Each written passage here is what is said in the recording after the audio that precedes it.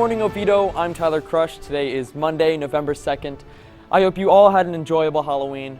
Tomorrow is Election Day, and we're going to have plenty of coverage on tomorrow's broadcast, but for today, we want to cover something you hear a lot about if you follow the race for president, the Electoral College.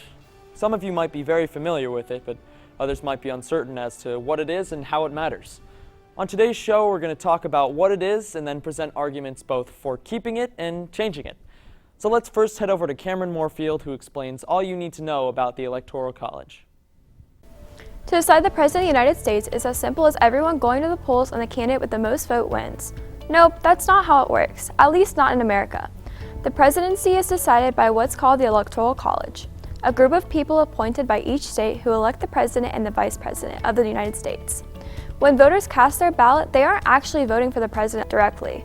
Instead, they are telling their state's electors how they want their votes to be cast. These electors cast their actual votes that decide the presidency in December. Nationwide, there have been 538 electors in the presidential election since 1964. But how was the number 538 decided? Well, the number of electors is equal to 435 members of the House of Representatives that are distributed by population. 100 senators, 2 senators from each state, and 3 electors from the District of Columbia. Each state is given at least 3 votes because they have at least 2 senators and 1 U.S. House representative. But states with a higher population get more votes because they have congressional representatives.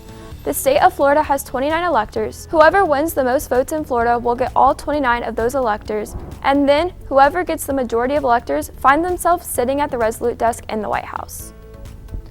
A majority of the Electoral College would be 270 electors, but there have been some cases when it was a tie.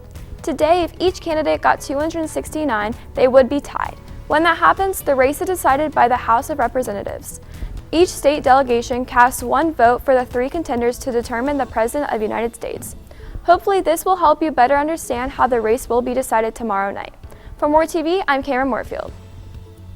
We want to remind you to check out this week's question on Twitter and Instagram, asking whether you think it's important for young people to be engaged in the political process. We'll have responses on tomorrow's show. Now, the Electoral College has come up in discussions regarding election reform. America is quite unique around the world for utilizing this particular system to select our head of state, and not everyone agrees with it. In fact, some recent polling has shown that a majority of Americans are opposed to the Electoral College. Let's start with the benefits, though. Reporter Anthony Busham makes the argument for why we should keep the Electoral College. Since the founding of our country, we've relied on the Electoral College to help decide the president, and that system has stood the test of time since the election of George Washington took place 232 years ago. The Founding Fathers, the people who essentially invented modern-day democracy, thought it would be the best system. Changing it would require a constitutional amendment, and amending the Constitution should not be taken lightly. Changing a long-standing system that's worked out fine is not a reason for such an amendment. If we had a straight popular vote, candidates could focus all their attention on one part of the country, like the South or in big cities and large states, and just ignore all the rest. A large reason why the Founding Fathers chose the Electoral College was to smaller states to have more say and ensure that large states didn't have all the say.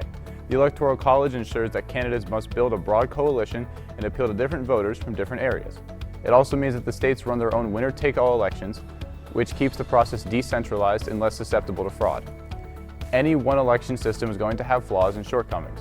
Doing a straight popular vote in a nation as large as the United States would have its own issues.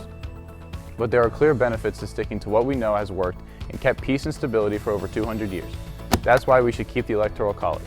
For War TV, I'm Anthony Busham. So now you might be thinking, well, all right, that sounds good. Now I understand why we have an Electoral College, but there are also plenty of arguments to make against it. A reason why at least half of Americans would prefer to switch to a national popular vote. So for a look at the reasons why we should change the Electoral College, here's reporter Tyler Wample. The ratification of the U.S. Constitution was a monumental achievement in world history. But the men responsible for writing the Constitution were imperfect, and a number of compromises had to be made. For instance, free states and slave-owning states had to compromise and agree that enslaved black people count as 3/5 of a person when determining congressional representation. Thankfully, we've corrected that atrocity. The Electoral College was the result of another compromise. The Founding Fathers needed a document that could be ratified. There was a lot of disagreement on how to select the president. The Electoral College is simply what they could agree on and move forward with at the time, and it doesn't even function the way it was originally intended. The original plan was for the electors to be these independent-minded thinkers who would ensure someone experienced and appropriate would be selected for the job. The founders feared that average citizens wouldn't be informed enough on the candidates and figured the electors would serve as a buffer if citizens chose someone unsuitable. With mass media, the premise that led to the Electoral College that voters are incapable of knowing enough about the person they're voting for is obsolete. Because of the Electoral College, each individual voter in Wyoming, the country's least populous state, has 57 times the voting power as residents of California, the country's most populous state. The Electoral College grants far more power to smaller, rural states than it does larger states with big cities. This tends to leave minority votes at a disadvantage. Each person's vote should equal the exact same, no matter who they are or where they live. One person should equal one vote. That's why we should switch to a national popular vote.